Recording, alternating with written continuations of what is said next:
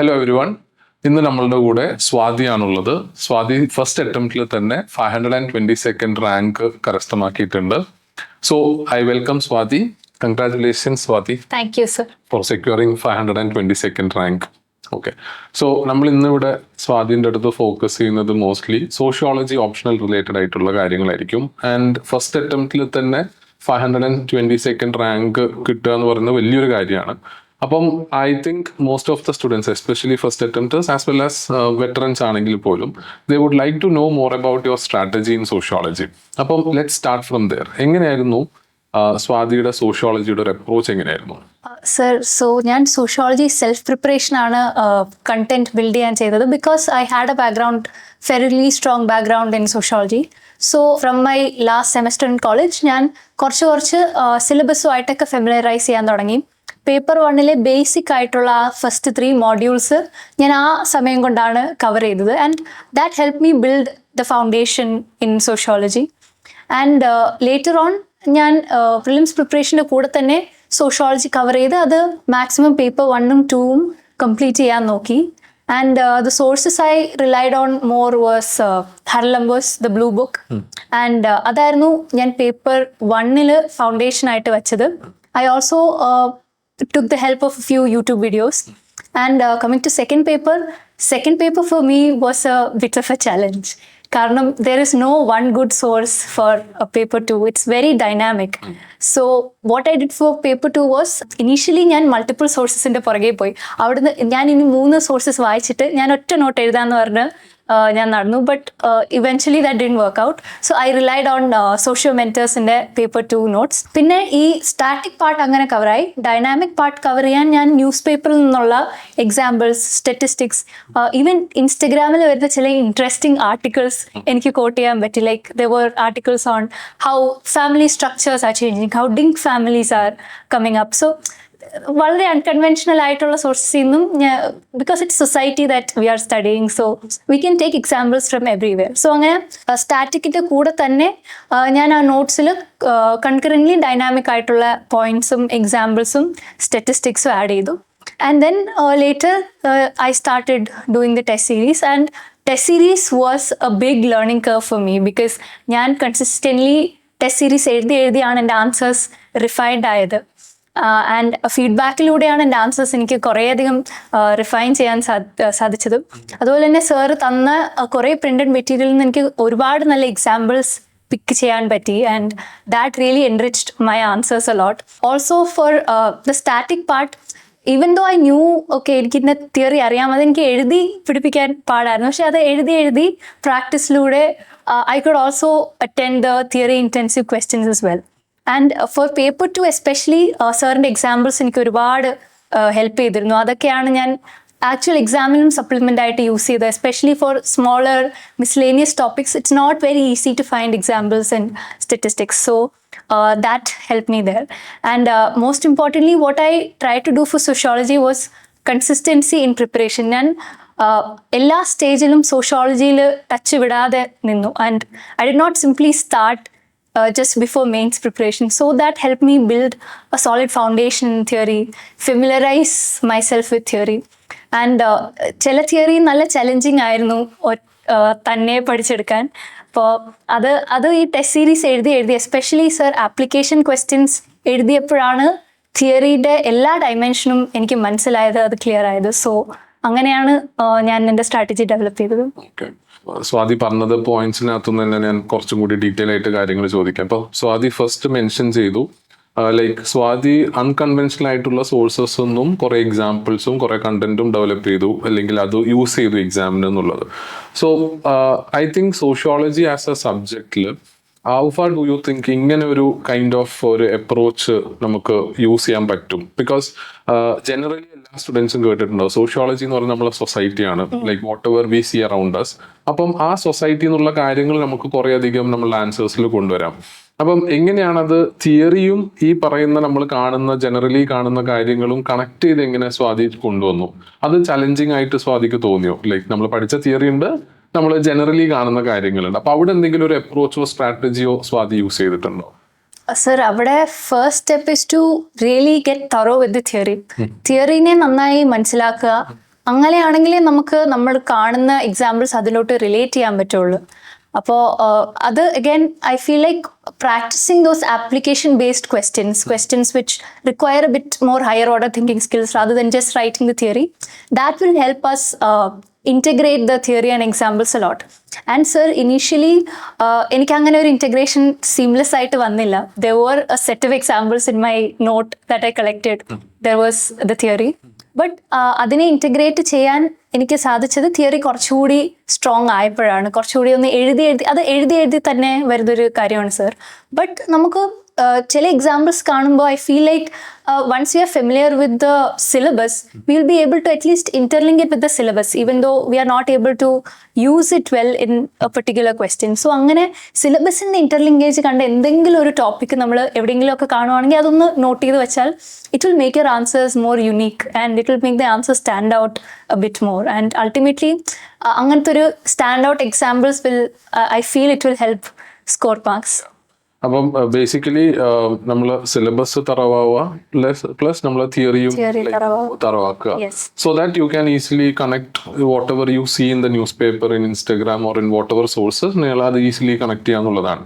So I think അത് തന്നെയാണ് ഏറ്റവും നല്ല സ്ട്രാറ്റജിയും that we also actually suggest students. നമ്മൾ syllabus we have to keep it handy with us. We have to actually kind of memorise that syllabus. അങ്ങനെയാണെങ്കിൽ നമുക്ക് കുറച്ചും കൂടി എളുപ്പമായിരിക്കും ഈ പറയുന്ന ഒരു ഇന്റർ കണക്ഷൻ എന്നുള്ളതാണ്.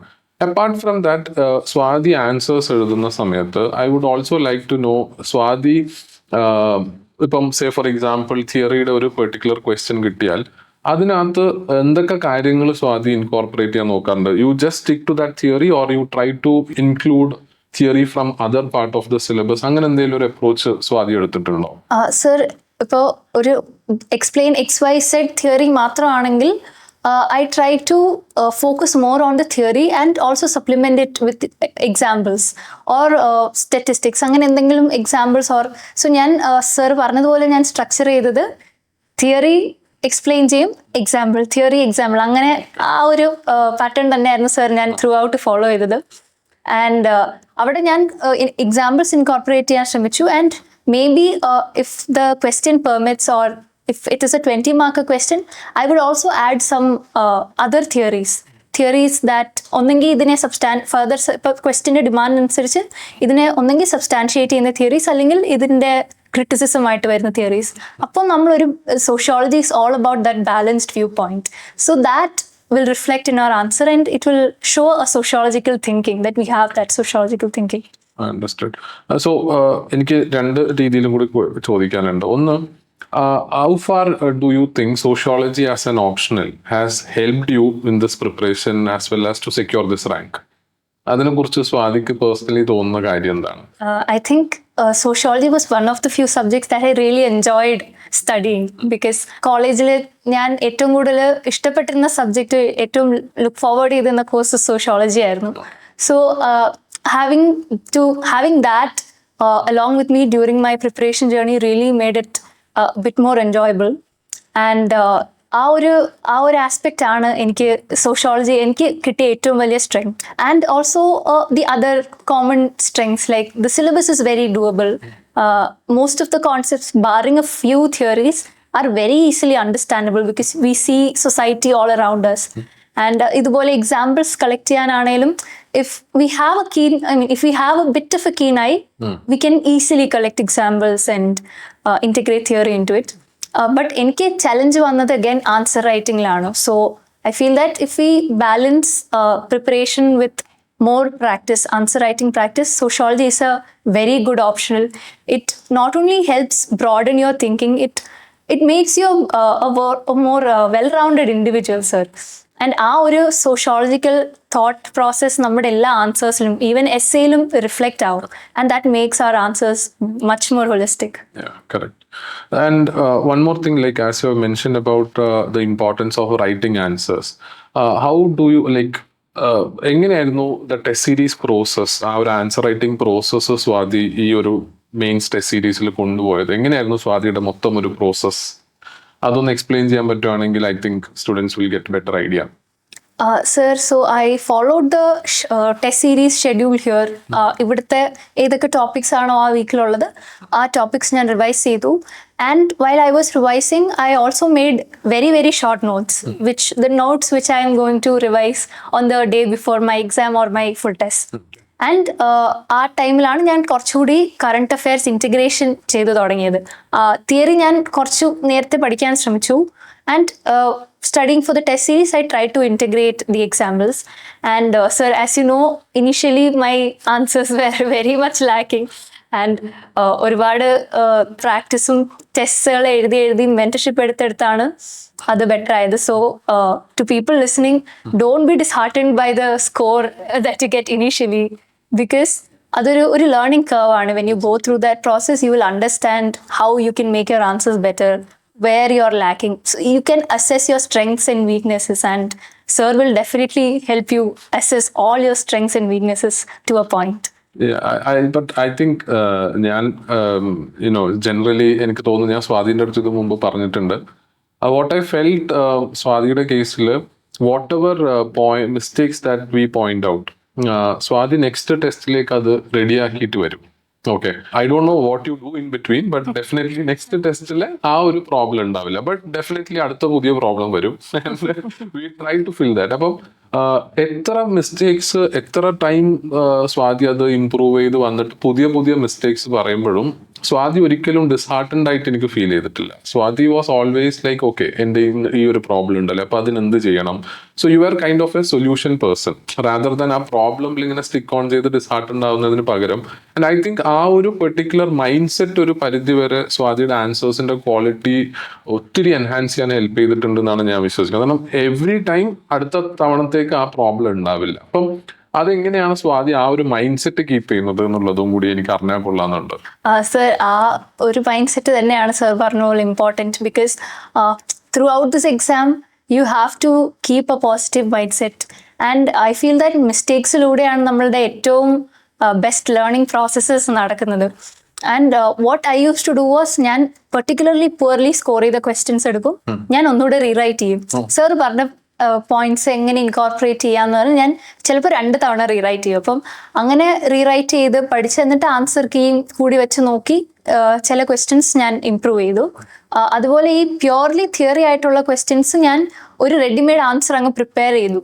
അപ്പം that part was taken care of, like common recurrent static questions were taken care of അങ്ങനെ. ആൻഡ് അവിടെ ഞാൻ കുറച്ചുകൂടി എന്തെങ്കിലും യുണീക് തിങ്സ് ആൻസർ ചെയ്യുന്നുണ്ടോ, എനിക്ക് കൊണ്ടുവരാൻ പറ്റുമോ എക്സാമ്പിൾ വൈസ്, അങ്ങനെ അത് സപ്ലിമെന്റ് ചെയ്ത് പോയി. So basically what I did was, I try to rewrite my answers again and again to sort of get in to that. Obviously, ആ ഒരു ആൻസർ റൈറ്റിംഗ് എഫേർട്ട് സ്വാതി ഇട്ടതിൻ്റെതായിരിക്കണം, like the ultimate outcome that I use to see while looking in your answers. അപ്പം one thing is very clear, you have to write n number of answers. Yes. Okay. അതിലൂടെ മാത്രമേ improvement വരുത്താൻ പറ്റുള്ളൂ. And ഇപ്പം എനിക്ക് വേറൊരു കാര്യം കൂടി ചോദിക്കാനുള്ള, how do you feel like, already Swathi അതിനെക്കുറിച്ച് ചെറുതായിട്ട് മെൻഷൻ ചെയ്തിട്ടുണ്ട്, there are students who feel like നമ്മൾ അത്യാവശ്യം നന്നായി തിയറി പഠിച്ചു കഴിഞ്ഞാൽ we will definitely be able to score good marks. അപ്പം ആ തിയറി പഠിക്കുന്നതും അത് അൾട്ടിമേറ്റ്ലി പേപ്പറിലേക്ക് കൊണ്ടുവരുന്നതും തമ്മിലുള്ള ഗ്യാപ്പ്, അതിനെക്കുറിച്ച് സ്വാതിക്ക് എന്താ പറയാനുള്ളത്? ആ ഒരു ഗ്യാപ്പ് അത് നമ്മൾ അവെയർ ആയിരിക്കണം. Because initially I was not aware of that gap. I thought, എനിക്ക് തിയറി അറിയാം, എനിക്കിത് കാണാതെ പറയാൻ അറിയാം, അതുകൊണ്ട് I will be able to write it in 8 minutes or so. But more often than not അത് വർക്ക് ആവില്ല. You have to, even though you think you know that theory, you have to write it. You have to write it for 10 marks, you have to write it for 20 marks.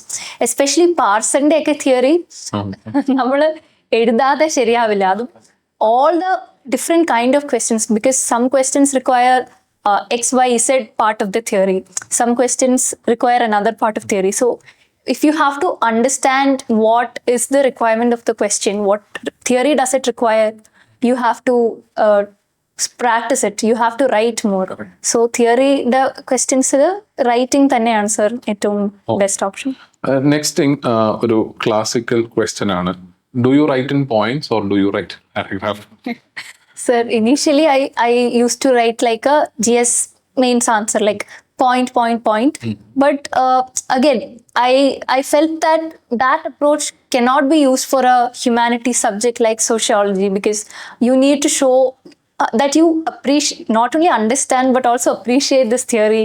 You appreciate the complexity of this theory. So I think അത് better ആയിട്ട് capture ചെയ്യുന്നത് sentences theory sentence example ആ ഒരു pattern തന്നെയാണ്. So I switched from that to this, and that made my answer writing a lot better. Okay, so പോയിന്റ്സിൽ നിന്ന് കുറച്ചും കൂടി ഒരു ഫുൾ സെന്റൻസസ് ആയിട്ട് എഴുതുന്ന ഒരു രീതിയിലേക്ക് സ്വാതി ഇൻകോർപ്പറേറ്റ് ചെയ്തു. Yes. Okay, and how about like generally സ്റ്റുഡൻസിന് ഡൗട്ട് ഉണ്ടാവുന്ന കാര്യമാണ്, how about introduction, അത് നിർബന്ധമാണോ, കൺക്ലൂഷൻ, ഹെഡിങ്സ്, ഓൾസോ ഡയഗ്രാംസ്, അപ്പൊ അതൊക്കെ സ്വാതി എങ്ങനെയാണ് ആൻസേഴ്സിൽ ചെയ്തതെന്നും കൂടി ഒന്ന് പറയുകയാണെങ്കിൽ നല്ലതായിരിക്കും. Introduction, it depends on the question again. ഏതെങ്കിലും ഒരു കോൺസെപ്റ്റ് ഡിഫൈൻ ചെയ്യാൻ നമ്മളോട് ഇങ്ങോട്ട് ചോദിക്കുവാണെങ്കിൽ നമ്മൾ അത് തന്നെ ഇൻട്രൊഡക്ഷനിൽ എഴുതിയാൽ മതി. And for some other questions I use to quote statistics, and few of the സോഷ്യോളജിസ്റ്റുകളുടെ കോട്ടും ഞാൻ ചില 20 മാർക്കർ thinkers questions ആഡ് ചെയ്യുമായിരുന്നു. അപ്പം according to demand of the question there are many different ways of writing introductions. And I feel that introduction sets the tone for your answer. And I also used to use subheadings. ഒരു question different sub parts ഉണ്ടെങ്കിൽ I try to refashion that question itself into a subheading. And ആ subheadingൽ എത്ര points ആണെന്ന് പറഞ്ഞ് അതെഴുതും. Conclusion is one area where because of the time crunch most questions ഞാൻ conclude ചെയ്യാറില്ലായിരുന്നു, അതവിടെ ഇട്ടേക്കുമായിരുന്നു. But finally, even in the final exam, that happened to me for 2-3 questions. But I feel that a strong conclusion is necessary. Avade again tying the whole question together, and thinkers in the answer are taking a balanced view. In a positives undengilum, in a negatives undengilum, it is still relevant. So adding a relevance paragraph. So a conclusion is a must. And as for diagrams, ഞാൻ കുറേ diagrams ഒക്കെ തന്നെ ഉണ്ടാക്കാൻ ശ്രമിച്ചിരുന്നു. And some of them succeeded, some of them were failures. And few diagrams I picked from the SocioMentors materials, and I try to incorporate them. But കുറച്ച് അങ്ങ് എഴുതി വന്നപ്പോഴേക്കും ഡയഗ്രാംസ് എൻ്റെ കയ്യിൽ നിന്ന് പോയി. അപ്പോൾ ഐ ഹോപ്പ് ദാറ്റ് ഡയഗ്രാംസ് കുറച്ചുകൂടി ഒന്ന് എടുക്കാൻ പറ്റിയാൽ it will cut down on your writing time. Exactly. Okay, so next thing is you mentioned about the books that you have referred. Edaka books aanu. What do you suggest to the beginners? Like when it comes to Swati IIT developmental studies aanu, appam cherudayittaanengilum you did not do sociology completely, but still you had some exposure to the subject. Appam ഒരു beginner who is not having sociology background, and most കേസസിൽ അങ്ങനെയാണ്. ഇപ്പോൾ civil service എഴുതുന്ന ആൾക്കാർ നമ്മൾ നോക്കുകയാണെങ്കിൽ sociology option എടുക്കുന്നതിനകത്ത് more than 90% of the students are not from sociology background. അപ്പം അങ്ങനെ സ്റ്റാർട്ട് ചെയ്യുന്ന ഒരാളെടുത്ത് എന്താണ് suggestion? Like where do they start? Like what should they read first? So firstly, don't be afraid of all these abstract concepts, because even when I was starting out, even when I was doing my first sociology course in IIT, the abstract concepts did look very intimidating. So I can only imagine how people from technical backgrounds would find that. So our abstract just look beyond those abstract concepts. And നമ്മൾ കുറച്ചുകൂടി examples വെച്ച് നമ്മൾ theory പഠിക്കുമ്പോൾ തന്നെ നമ്മൾ ഒരു example എടുത്തിട്ട് ആ തിയറിയെ അങ്ങ് ആ എക്സാമ്പിൾ റിലേറ്റ് ചെയ്ത് പഠിക്കുകയാണെങ്കിൽ നമുക്ക് ആ ആബ്സ്ട്രാക്ട് കോൺസെപ്റ്റിനെ കുറച്ചുകൂടി ബെറ്റർ ആയിട്ട് ഗ്രാസ്പ് ചെയ്യാൻ പറ്റും. And then again if you try to interlink whatever you are learning or whatever you're learning in GS or current affairs to the stuff you are seeing in sociology, that will also help solidify the understanding of the theory. Pinna ettom important regardless of your background is the writing practice. You have to write and refine your answers. Correct. So അതല്ലാതെ ബാക്കി എന്തെങ്കിലും സോഷ്യോളജിയിൽ ഇപ്പം ഇന്റർവ്യൂവിൽ experience എന്തെങ്കിലും sociology based ക്വസ്റ്റ്യൻസോ അങ്ങനെ എന്തെങ്കിലും കാര്യങ്ങൾ ഉണ്ടായിരുന്നോ? അതെങ്ങനെയാണ് വന്നത് ഇന്റർവ്യൂ സ്റ്റേജിൽ? സോ ഇന്റർവ്യൂ സ്റ്റേജിൽ direct sociology kind of answers ഇല്ലായിരുന്നു. But there was this one question on how can we implement UCC in a place like Kerala.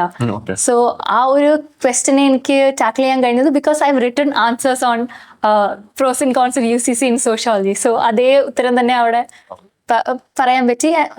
Does my own opinion. So that അങ്ങനത്തെ ഒരു ആ നമ്മുടെ പെർസ്പെക്റ്റീവിനെ കുറച്ചുകൂടി റിച്ച് ആക്കാൻ sociology help ചെയ്യും. അതുപോലെ അമർത്യ സെന്നിന്റെ capabilities approach chairman started talking about Amartya Sen. Have you read Amartya Sen? What do you think about capability? And because I did development studies, I was also asked development theory, like Andre Gunder Frank. Okay, nice nice nice. അപ്പൊ അങ്ങനെയാണ് സോഷ്യോളജിയുടെ കാര്യം. അപ്പം basically ഈ ഒരു particular കോൺവെർസേഷനിൽ what I can understand Swathi thorough studying of the theory. അതിൽ whatever current related aspects അത് സ്വാതി നന്നായിട്ട് കണക്ട് ചെയ്യാൻ ശ്രമിച്ചു. And she also had very good understanding of the syllabus. And one of the main thing that she did was she continuously wrote answers, and that helped her secure this rank. Okay. So once again, congratulations. I think we have covered all important aspects of sociology preparation. Okay. So thank you so much. Thank you, sir. Okay. Thank Bye. you.